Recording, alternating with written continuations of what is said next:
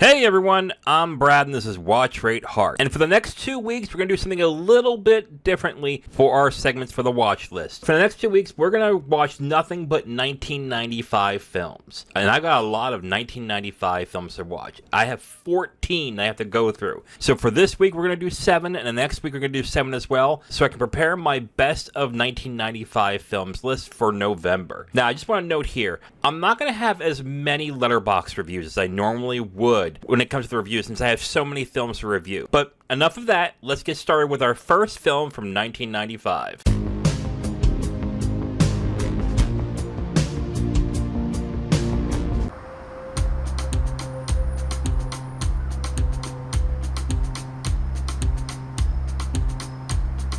And that is the French film Up, Down, Fragile, directed by Jacques Rivette. It has a Letterboxd score of 4.1 out of 5, and a Rotten Tomatoes score of 100% fresh out of 8 reviews, by the way, and it did not win any Oscars. And I have to note here, when it comes to reviews on Letterboxd and Rotten Tomatoes, I'm also going to count IMDb as well. There is not a lot of people who reviewed this movie. When it comes to Letterboxd, I think I saw about 3,500 have reviewed this, and on IMDb, it's about 1,000, so not even 5,000 have said they've watched the film enough to review it. This is an odd film. This is really odd. I think the best way I can put this is, take a David Lynch film, make it happy, and that's Up, Down, Fragile. I guess is the best way to put it. It's a very confusing film, too. It's confusing by design. It's really a musical in a sort of way, but the way that the film is that the plot doesn't really matter so much, and then within, like, episodic parts of the plot, there is musical numbers on there, which is,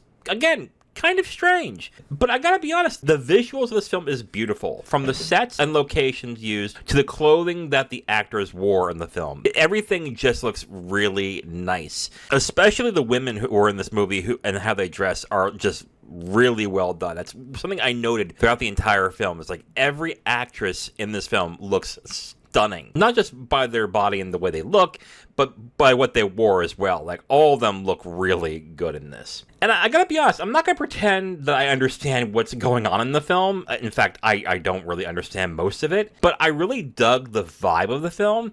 It's very light and breezy, but it's enough to where, even though I did not understand exactly what was going on, I was like, okay, this is kind of chill. I kind of enjoyed this. I think this is an interesting film, and it's kind of warm and cozy and light in a way that I am kind of enjoying. As for a rating, I'm going to give it 3.5 out of 5 stars. It's an interesting film. I was definitely interested in watching it. I guess enjoying myself, just kind of being like, what the hell am I watching? But the way the film looks is good, and it's just a very light and breezy film. That being said, it is a 2 hour and 50-minute film. And if you're listening to this going, I'm going to watch a 2 hour and 50-minute film, I'm not going to understand anything that's going on, I don't know about that. Well, I guess then don't see it. Don't mind a film that maybe is more about vibes, or maybe you're not entirely sure what it's about and you don't mind that. I'd say give Up, Down, Fragile a chance. Once again, 3.5 out of 5 for Up, Down, Fragile. Now, when it came to the Letterboxd reviews, what I found interesting is nobody on my followed list, people who follow me and who I follow, have seen this film. So I had to borrow a review from one of the Letterboxd reviewers that I am not following, and this is from Ford H. Ford H gives it 3 stars out of 5, and he says, Jacques Rivette is a great director, but I tend to prefer his films with a bit more narrative and thematic drive. Up, Down, Fragile came across as somewhat aimless. It has some structure to it, but it's not very consistent about how it balances the different storylines. At least that's how it seemed to me. If I'm not invested in the narrative, then it's up to the characters to keep me invested, and unfortunately, these characters don't interest me too much. And honestly, I kind of see where he's coming from here. There really isn't anything to drive the narrative forward, and the characters are kind of one note. It's kind of the weird thing about this. A lot of the things that I think would turn me off of this film didn't exactly turn me off, but I just like the way the film feels and the way the visuals are. And I agree that it's aimless, but I think the aimlessness is kind of a plus when it comes to me with this film. But I understand what Ford H is coming from, and I do agree with him on some aspects, but I guess I find the things that he doesn't like to be somewhat charming. And that's kind of the weird thing about Up, Down, Fragile, is that you have to know what you're getting yourself into. And honestly, when I started the film, I wasn't sure what I was getting myself into. I kind of looked up a few things about the film, and I found absolutely nothing. But because it's so obtuse, and because it's kind of weird in its way, I think that's what turns a lot of people off from this. But I found this film to be captivating in a weird way. I probably will watch it again someday. But again, is it one of my favorite films of 1995? No, but it's a good film. Can I have a falafel with hot sauce aside? Order a baba ganoush and a seltzer, please. Next up is the movie that was one of the more popular independent films that year, Party Girl, starring Parker Posey, Guillermo Diaz, and Liev Schreiber, directed by Daisy von Schreier-Meyer.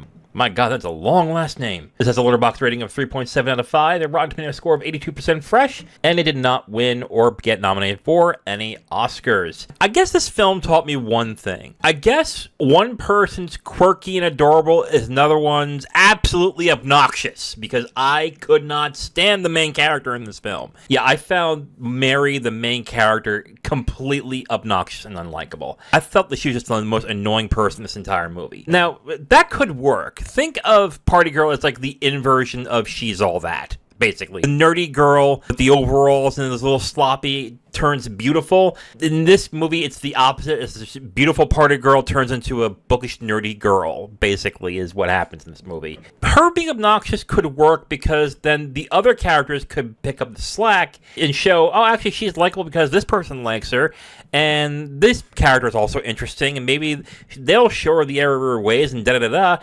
and that doesn't happen either. The other characters are just boring and uninteresting. And that also goes for the love interests, or interests, I should say, in the movie as well. Nobody in this film is really all that interesting or have much depth to it, because there's really nothing in depth with this film at all. Is it an entirely negative experience for me? No, the music's not bad. I thought the music's pretty alright. And the film is mercifully short. It's about an hour and 30 minutes, and man, when those credits came, whew, I was happy. I mean, okay, I'm being a little harsh. I thought a few things in the film were kind of humorous, like maybe chuckle-worthy in there, which is why I'm going to give Party Girl 1 star out of 5. I just did not like this movie at all. I felt the main character played by Parker Posey was incredibly annoying and unlikable. I think the other characters are kind of boring and uninteresting. And the reversal trope of the beautiful party girl into the bookish nerd just did not work for me at all. Music's okay, and it's short enough, so whatever, wasn't that big of a deal. So 1 star out of 5 for me for Party Girl. Now let's go to the Letterboxd community. This is Rachel Rhodes. Rachel Rhodes doesn't give this any rating, but she gave it a heart. But I'm very confused by this, because her review is, what even the fuck even was that? I don't know how to take this. I thought that was kind of a negative review, but she gave it a heart, and I'm like, is it positive? Is there something I'm missing? So, Rachel, if you get this, put on the comments to let me know whether that was a negative or a positive. Or maybe I'm just dense and I'm not getting it. I thought it was negative. Just a heads up there. And the other review is from Shane Grant. Shane Grant gives it 2.5 stars out of 5. And Shane says, movie consisting entirely of vibes and the always incredible Parker Posey. I think that's fair. I think that's actually pretty fair. That's a movie that really is more about vibes than any depth. But honestly, I didn't dig the vibes of this film at all. I just was not really all that compelled or interested in any aspect of this film. Now, I know I've chosen 2 reviews that are kind of negative when it comes to their feelings of this film. But the other reviews in Letterboxd are actually very warm and positive. A lot of people love Parker Posey. They love the clothes that she wears, the vibe, I guess, of the film. To me, it just kind of feels like maybe I just need to be there in order to actually get what makes this movie good.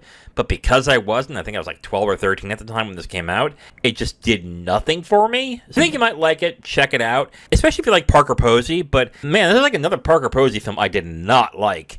The other one was The Day Trippers. I did not like it when I watched it last year. So, 0 for 2 on that one, I guess.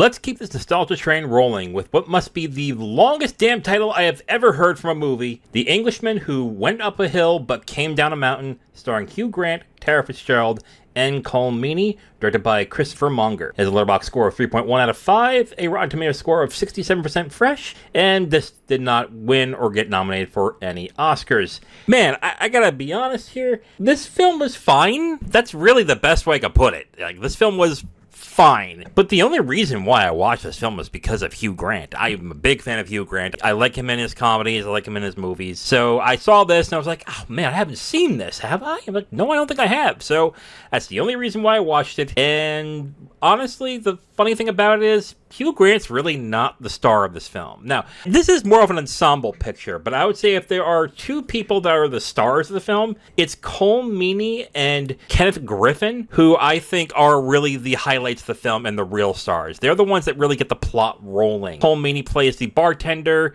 Kenneth Griffith plays a priest or lives in the town that the film is set in. I think they really make the film enjoyable. The main thrust of the film, which is the making of the mountain from a hill, it's fine. It's entertaining in a sort of way. It's kind of funny in certain spots, a little dramatic here and there, but it's okay.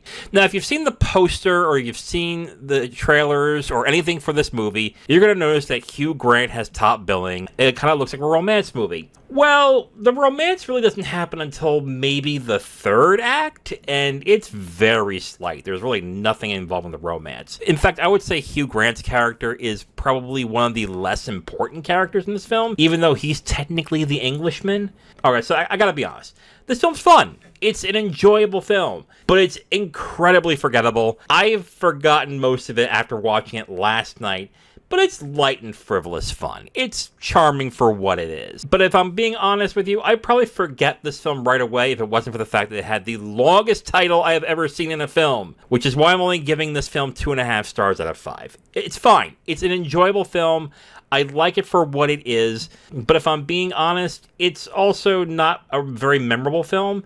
I think Colm Meaney and Kenneth Griffith are the best parts of the film, and everything else is okay at best. The main thrust of the story is fine about building the mountain. It's kind of funny and kooky in its little way. And honestly, the romance subplot between Hugh Grant and Tara Fitzgerald is could have been thrown away, to be absolutely honest with you. It's fine for what it is. It's enjoyable, but it's utterly forgettable. So anyway, 2.5 stars out of 5 for The Englishman Who Went Up a Hill But Came Down a Mountain. My god, that title is so damn long. Is it the longest title? Gendarme might have a longer title, but I don't even remember the whole title for that. Is it Gendarme 23 Commerce Quay 1080 Brooks? Oh my god, the last word is what gets me. Anyway, let's move into the Letterboxd community for their review. I have one review, and I think it kind of sums everything up. This is from Ely. Ely gives it 3 stars out of 5 with a heart, and Ely says, does exactly what it says on the tin. And honestly,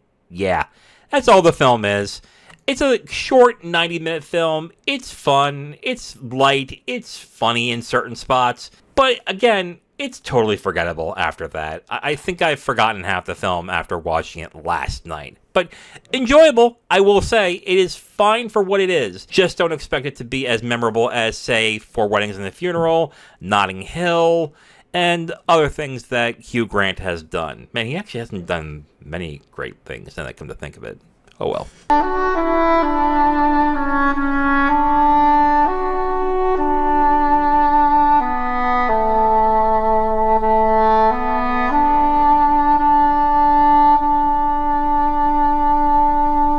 The next 1995 film is The Neon Bible, starring Gena Rowlands, Dennis Leary, Diana Scarwood, and Jacob Tierney, directed by Terence Davies. It has a Letterboxd score of 3.5 out of 5, a Rotten Tomatoes score of 55% rotten, and it did not win or get nominated for any Oscars. And I have to agree with the critics on this one. Let's get to the positives first. First, I want to say that the visuals are actually very good at times. There's some really well shot scenes and some really good camera work in this film, especially in the revival tent scene, which I thought was a really good scene to watch. I think the film actually looks very good for the most part. And I think Diana Scarway has the best performance in the film as the mother of David in the film. I think as she slowly deteriorates mentally, the performance gets better and better. I think she just does a great job. But I think the film has some major flaws. First off, the film is about memories. And what you want memories to be is to make them feel personal, to make the viewer feel a connection in some sort of way with those memories. Like, oh, I remember when I felt that way, or I remember, like, something like that. But the memories feel a little too artificial for me. Part of the problem is the way the film looks. Even though it does look good, it looks like a stage play. It kind of looks off for a memory. It seems everything is detached. Now, that being said, the detached feeling could be about memories as well, but I don't think the film was trying to do that in that sense. I also think the main character, David, who is played mostly by Jacob Tierney, is kind of a blank slate. You can't really tell what he is feeling throughout,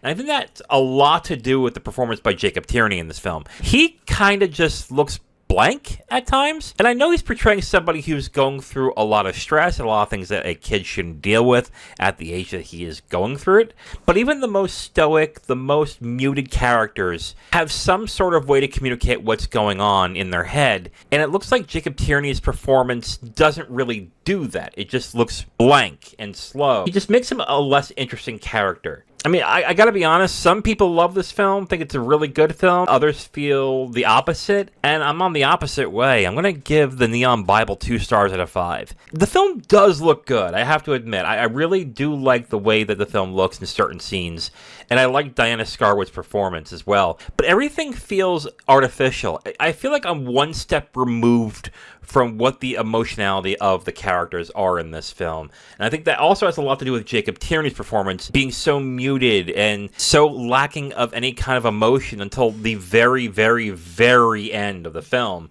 And then that just feels kind of off as well. Now, this is my first Terence Davies film, I believe. I might be wrong on that, but I really think it's my first Terence Davies film. And I can see why people like this director. He knows how to shoot a scene really well. And I can understand why some people reacted to this film strongly. I just sat here watching the film, waiting for something to happen, waiting for a connection, and I really got nothing out of this film. A good-looking film, but I think an empty film. So 2 stars out of 5 for me for The Neon Bible.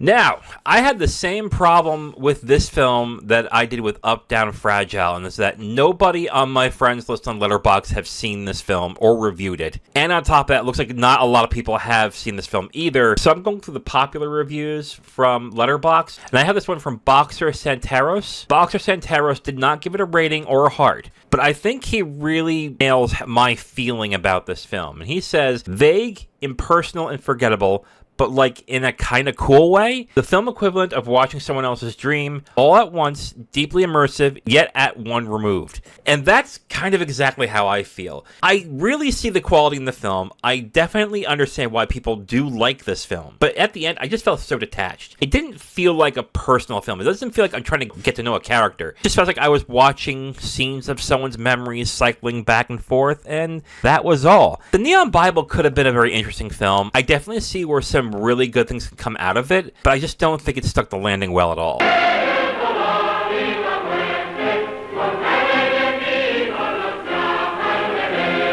All right, comrades, here's another 1995 film. This one is Land and Freedom, directed by Ken Loach. It has a Letterboxd score of 3.8 out of 5, a Rotten Tomatoes score of 79% fresh, and it was not nominated or won any Oscars. Now, before I get into any opinion on this movie, let me just talk about the versions that are out there of this film. So, the version that Ken Loach says that is his version is apparently a version that doesn't subtitle any of the Spanish dialogue. I don't mind that usually. If an artist wants to take an artistic decision to envelope the person into a certain mindset, great. I am all for that. However, my problem with that is a lot of the dialogue in this film is Spanish, and if you're an English speaker like me and you don't understand Spanish, there is no subtitles translating anything that's going on in Spanish. So that becomes kind of frustrating. There is a version on YouTube that if you go ahead and search for that version, it will have English subtitles for most of the Spanish dialogue. So if you look on YouTube, you'll find that version. Today, I'm rating the version that has English subtitles on most of the Spanish dialogue. So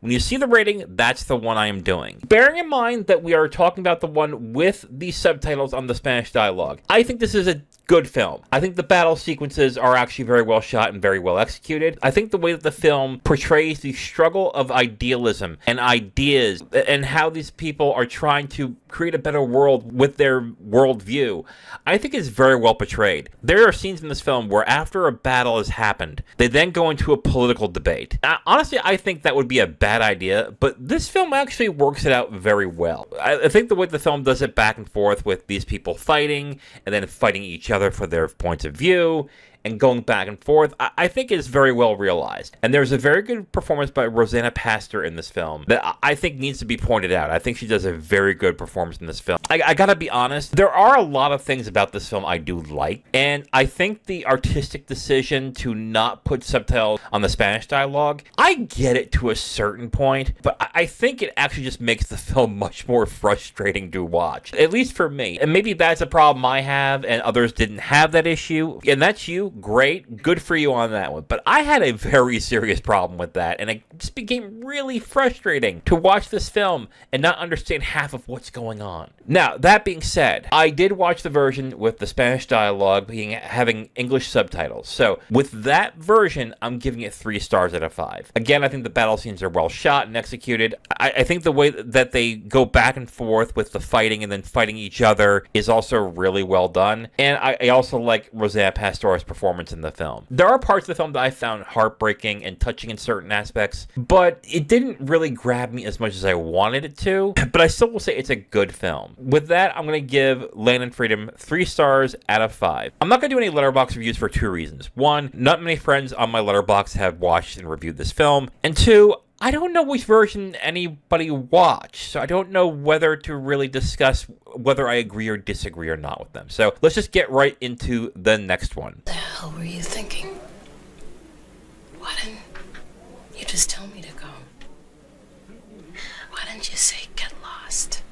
Like you really meant it. Let's sink our teeth into the next 1995 film, The Addiction, starring Lily Taylor, Christopher Walken, Annabella Sciorra, and Edie Falco, directed by Abel Ferrara. It has a Letterboxd score of 3.6 out of 5, a Rotten Tomatoes score of 74% fresh, and it did not win or get nominated for any Oscars. I think the best way that I can describe my feelings about The Addiction is that episode of The Simpsons where Homer is talking to a shopkeeper and he's constantly saying, that's good and that's bad. For example, the black and white cinematography is really good. That's good. But the dialogue is a little too much at times when it comes to the philosophy. That's bad. And I can go on and on and on for everything in this film. From performances to the way the film ends to almost everything in this film. There's always a trade-off where I'm enjoying one part of the film and I'm just not liking another part of the film. But I will say there are certain things about the film that I think are good overall. And that's the black and white cinematography. I think it's a very good-looking film, even though it's done fairly cheaply. But again, the black and white cinematography is very good. And I think some of the music that's in this film is really good as well. Not just the tracks that they chose from like 90s hip-hop, but the background music as well in certain parts of the film. If there's one thing that I really want to get across, though, is that I wish the film ended after the party. I'm not spoiling anything after that, but I think the film would have really ended nicely on that end. Was I scared by the addiction? No. Was I disgusted in parts? Well, I have a thing against Neil, so that's neither here nor there. But for someone who's not into horror, I did find myself enjoying parts of it while not really getting into a lot of it. So again, put that into mind that I am not a horror fan when I give you this rating. I'm giving The Addiction 2.5 stars out of 5. It really just ping-pongs back and forth with me as to what's good and what's bad. And it just seems like when one scene I'm enjoying the movie, and in another scene I'm not enjoying the movie. It's kind of hard to really enjoy the film overall, knowing that there are problems that I have with the film. I do think the black and white cinematography is good. I think the soundtrack they use is actually really good in the film. But there's one point in the film film that's in the party where I felt that it should have ended there, and it didn't. So that's just my feeling on that. So 2.5 stars out of 5 for me for The Addiction. All right, let's get into the Letterboxd reviews. I have Will Sloan. He gives it a heart, and Will Sloan says, I still don't understand this movie, but I felt it strongly. There were times in this film where I was like, what are they going on about? Why are they talking like this? I definitely was captivated in a certain way, but again, that goes into my good, bad ping-ponging back and forth problems that I had with the film. Now, this review from Johnny Brando, he gives it 3.5 stars out of 5. And I think he really cements how I feel about this film. Johnny says, The Addiction may not be to everyone's taste because this is a totally different species of vampire movie. I think your enjoyment of The Addiction will hinge on your ability to buy Abel Ferrara's vampire as junkie symbolism. I absolutely agree with that, by the way. The themes and metaphors are unique within the genre and certainly will leave the audience a lot to ponder with after viewing. The film demands that you pay close attention to everything going on, but Ferrara has created a really dark and interesting world for these characters to live in. It's a memorable, challenging, and singular viewing experience with a satisfying conclusion. Maybe I'm just not a big fan of vampire fiction, but the vampire stuff didn't do all that much for me. I think the symbolism of vampire as junkie worked well for the most part, but then the film would go into war crime and sin and how evil humanity can be, and I'm like, where are you going with this? Why am I watching photos of war crimes? Why are we doing this right now? But again, that might just be my issue, and maybe I don't get what they're trying to say in this. And about the satisfying conclusion, yeah, I don't really agree with that either, as I stated in the review. The Addiction is an interesting movie. It's one of those movies where I see the concept of it, and I can see how it could work really well, and that maybe someone can remake this. Now, I know I'm usually against remakes overall, but I think this is one of those films that is pretty flawed, that if someone were to clean up certain aspects of it and try something different with it, it could really work. But as of right now, my rating is a 2.5 out of 5, and that's pretty much where it's going to stay.